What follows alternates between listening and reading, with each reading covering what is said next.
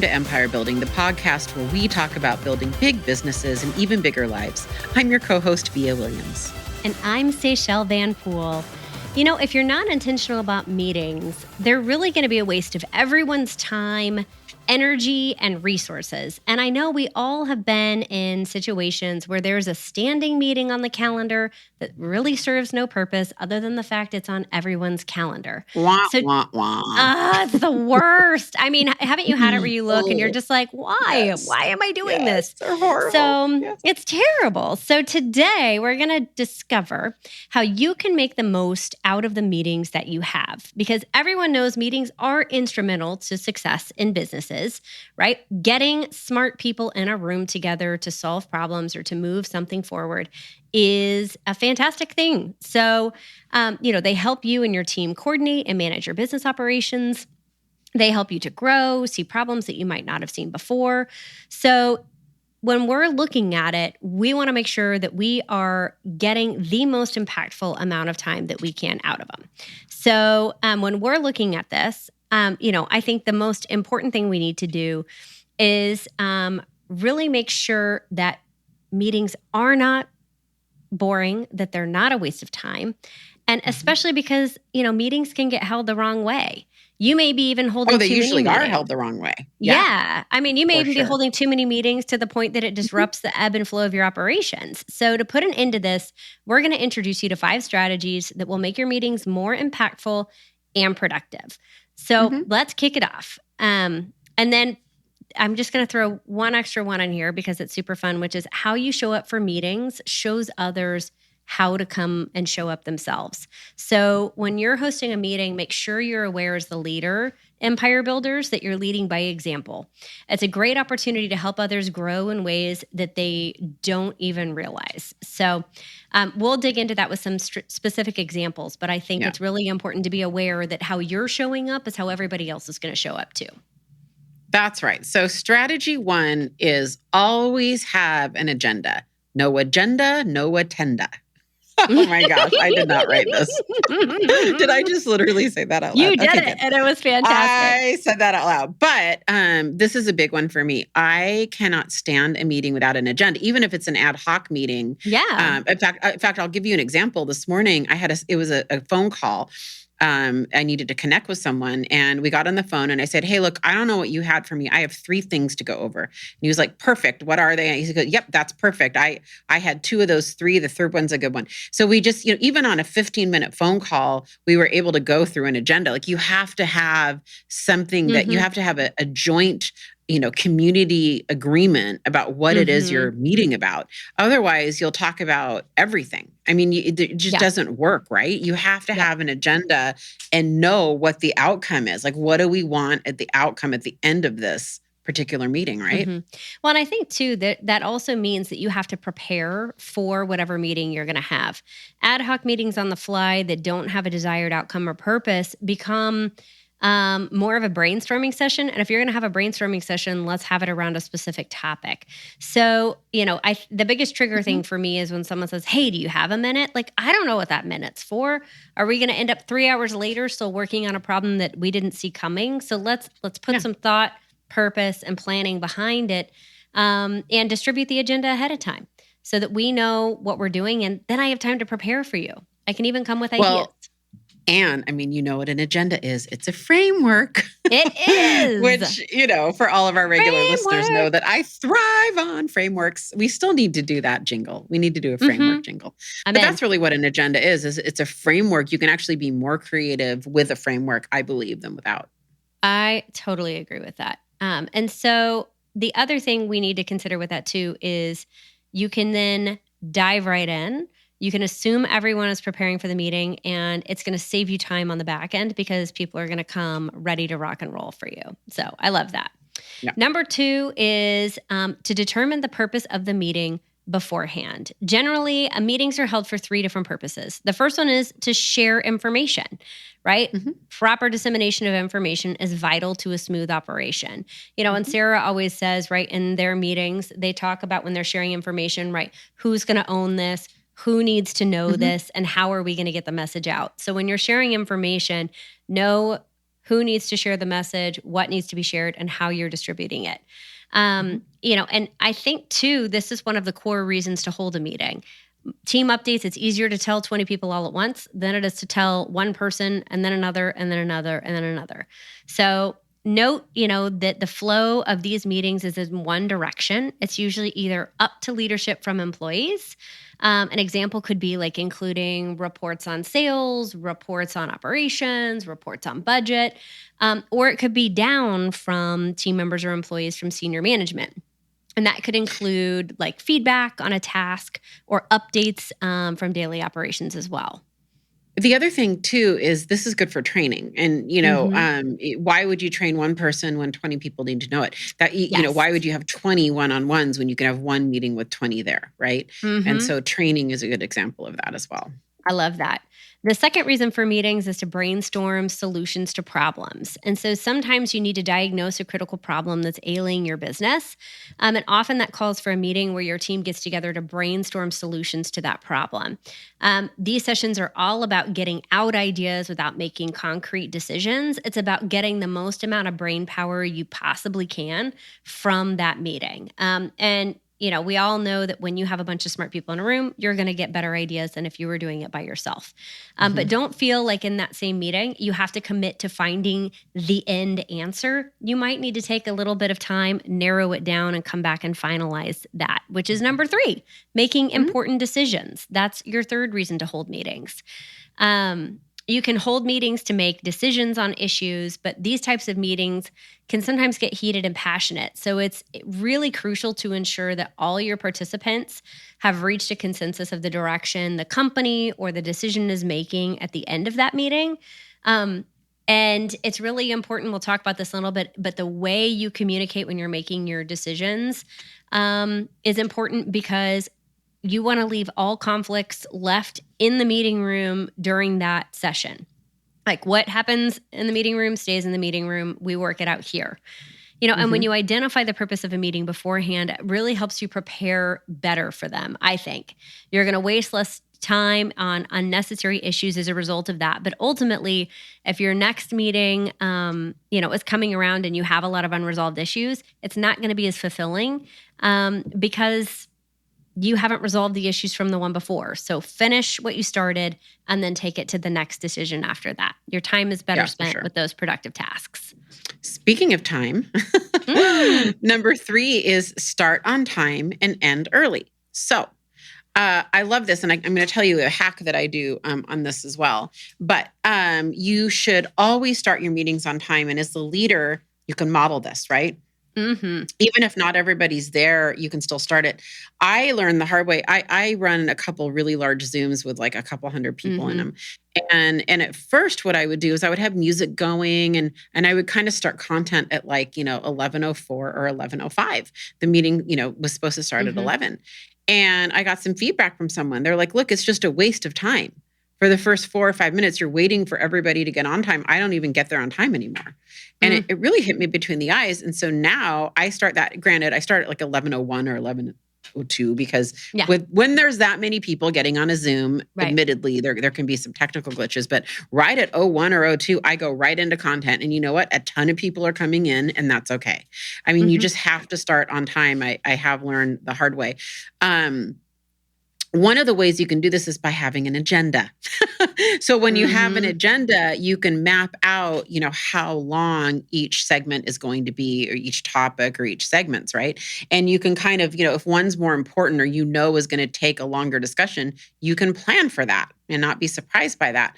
But my hack that I do on this say is oftentimes I will block an hour with people, but I almost always plan a 45-minute meeting. I don't like hour meetings. Sometimes they go, if it's going to go an hour, I want that to be an organic thing that the group is causing. So most of now, sometimes I'll do that. If it's a 30-minute Hmm. meeting, I'll kind of schedule it roughly to go 20 or 25 minutes, right? So Hmm. that's what I try to do. And then that gives me time if it does go over. Because if it goes over, it's because people are talking and they're engaging and they're getting into it. Yep. And I Yep. don't actually hate that. So that's Yep. what I do. And it I depends love on the meeting. Yeah. It totally does. And I do like the idea, though, that you gave of just jumping right into it, because people are going to realize too, like, oh, okay, for this meeting, Via starts on time. Therefore, I need to get here on time if I don't want to miss something or be seen as the kid sneaking in after the bell rings. So I do think you set the tone as a leader for how that needs to go. Number 4 strategy is fostering useful communication. And there's 2 things you want to pay attention to when you're dealing with engagement in a meeting, especially for larger ones. The first one is making sure people are engaged. And so making sure you're asking questions or feedback that fosters communication and ensuring that all participants are making contributions to the meeting. We all know that when you're in the middle of a meeting and there's that one or two like set of people that are just completely tuned out, that it can bring the energy down for the entire room or the entire meeting, because I feel like they're not even actively aware of what's happening. So if someone's silent, I usually, like this morning, we had our script practice for our team and we had a couple people that were silent. And I was making sure to say, hey, I haven't heard from you yet. I'm about to call on you next. So I want you to be thinking about what your answer is going to be. So I'm not making somebody feel negative or bad about a situation, but I am letting them know that this is a participatory meeting and you are going to be participating in this. So start thinking about what you want to say next. Yeah, that reminds me. I have a standing meeting, and I have one particular person who I can tell, because it's on Zoom, I Yep. can tell is always multitasking, and they look like they're looking at the camera, but you can kind of tell it's like a frozen smile, and you can see them typing. I don't know, you Yeah. can just tell. Yeah. To me, you can just Yeah. tell. And back in the day, I would kind of call out this person, and I was kind of I think a little snarky about it, if you ask me, but because it's disrespectful, and you feel Well, like, look, I'm teaching you you're this like, why am lesson, I and spending this time? why am I Yeah. here? Why am I wasting my time? Yeah, Yeah. As a leader, you can start to feel a little deflated yeah, and annoyed. yeah. I did. And yeah, It for probably sure. wasn't awesome. What I do now is I actively engage that person. Mhm. So I'll say, hey, I'm sorry. Did you say something, or do you have a response that I saw your facial expression there? Like, I'm very tuned into that person, Mhm. and I'm bringing them in constantly, and it's just better. It's better for everybody. It's better for me. It's better for them, rather than the Mhm. call out. Right. Yep. That That's said, right. we do have a rule in one of my meetings. In one of my standing meetings, the rule is if you're muted and you take a call, we will boot you out to the waiting room on Zoom. Mhm. I love that. And then That's awesome. you have to You ask have to to come ask back for in when you're permission off your again. call. That's good. Yes, and to the point where now they just excuse themselves out. There you go. So, Well, at least now you know. That's good. yeah, yeah, The other thing I was thinking about is when decisions have to be made and sometimes it gets heated. Um, we oftentimes people want to look good in public and disagree behind closed doors, but sometimes you actually have to have open communication and open dialogue and permission to disagree to get to the root of an issue. And I think about this especially when we have big decisions that need to be made. You might have sales and operations brains in the same room. They see things from two very different sides of a coin. And so when that happens, one of the biggest things that I will do to foster useful communication is say, listen, this meeting is about at the end of this meeting or the end of this session that we're doing today, for us to be on the same page and to come up with a final decision that's there. But the road to get there means that we have to ask questions or openly disagree or openly discuss things that one person may see something one way and one may see it the other. And I fully expect that we're not going to be perfect, beautiful angels during this process. I want there to be open, honest, real conversation here and nothing left unsaid. So with that, let's make some decisions and let's talk openly about it. And it's to the point now where our team knows that they have a safe environment, that no one's going to be put down for their feedback. And if someone gives you feedback you don't appreciate, the first thing you need to say is, like, the Via said something I didn't agree with in a meeting, I would say, Via, thank you for sharing your thoughts on that. I really hmm appreciate your input. always. You always thank somebody first for it. You never, if Via said something I disagreed with, the worst thing I can do to her is say, I don't agree with that, or that's a terrible idea, or why Yep. would you say that, or this isn't going to work. So Yep. we have to really pay attention to how we treat someone with that, to make sure that you are helping to foster and create a safe space for communication. Yeah, that's right. Strategy number 5 is know your role. Now, I'm going to share with you that we are using notes here. I don't agree with what's on here. So I'm going to share with you You share yours what then. what I do, because this is saying that the typical meeting has 4 roles: the chair, the timekeeper, the participants, and the closer. I know no meeting that has all those things. Do you go into a meeting and there's like, you're the timekeeper, you're the closer? Do you really do that? No, but I do Is that think a thing? I think in the cadence of a meeting, you definitely have one person that's leading the direction of it. You have another Well, person that that's what keeps I was going to people on say. I task, think it's right? Like, really important to know who's leading the meeting, yep, 100%. And to the point where you need to state it sometimes. Like, yeah. so and so's leading the meeting. That is integral. Hmm. I've just never heard of like 4 roles, like the timekeeper, the participants, the closer. So this is supposed to be organic, or is it supposed to be assigned? Well, I think in my opinion, it's more organic. And to the point where, let's give you an example. This morning, the same school Okay. practice I was just talking to you about, there becomes a bunny trail, right? And one of the team members herds everybody back, right? The timekeeper's like, okay, and Yeah. bringing us back to the goal is X. I think you have these 4 Okay, that makes total roles. sense. There always is that person. But I there's agree. always a person or 2, if it's a really large meeting, that's helping to corral everybody back. You have one person at the front, like I think about our regional meetings for Keller Williams. You have one person at the front leading. You have somebody else that's keeping an eye on the clock that might even be giving the leader of the meeting a 1 minute, a 5 minute. Mhm. We even do that That on our makes sense. podcast, right? Sometimes we'll be Yeah, like, okay, we keep it do. going, right? So you have a timekeeper. I don't know that it's like I have a badge on, right? That's like, I am That's what the I was like. I was like, timekeeper. what? I'm I going just to send you literally a was. badge now. It says I'm timekeeper the on timekeeper. it. But I often think that is the chair as well. Sometimes Yep, it is it a can be. third party, but sometimes, I mean, when I'm leading a meeting, I'm also very aware of the time too, when I'm kind of the moderator, if you will, or the leader. Yep, Yeah. Yeah. yep. It's interesting because the closer to me would be the chairperson.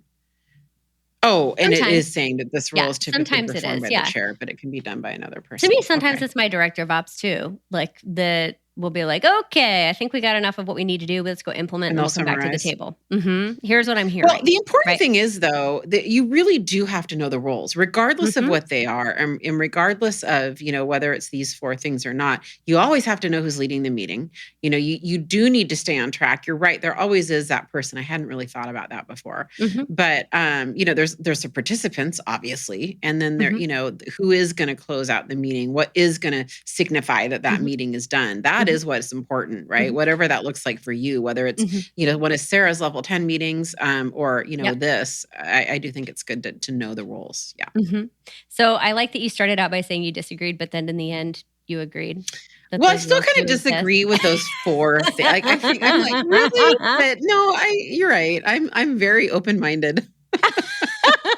Very I think open-minded person. that's good. We had an agenda Yeah. and we can openly disagree with how Mhm. it goes It was good. sometimes. No, But no, in I the think end, we you're right. I find probably don't consensus. disagree. I just think it's a little, I was just picturing this timekeeper like Flavor Flav with like the big I clock would around the neck. love that. Oh my I know. gosh, that I is may need actually to what we show up. need. That's what we need. That We is do what we need that. need. That would be I know. fantastic. Well, I know. I I agree. think, at the end of the day, if you can accomplish these 5 things in a meeting, your participants will thank you. And I think it's going to be more productive, which is have an agenda, determine the purpose of it ahead of time, right? Make sure you know why you're getting together, start and end on time, and even a little early. You can end a little early too. Seychelles, we're 1841. So can you hurry it up, please? Thank you, timekeeper. I certainly will. That's when you roll. I think I just, Yeah, Are you the closer? totally Does do this that. mean you're Foster closing us useful out right now? communication and know your Okay. role. So let's end early on this one, and we'll be effective with all of Because your I'm a time good today. timekeeper and you're Thank a good you. closer. Thank you very much. Okay. All right, good. Well, I hope you enjoyed our five rules of an effective meeting, and we hope you have a great day. Bye, guys.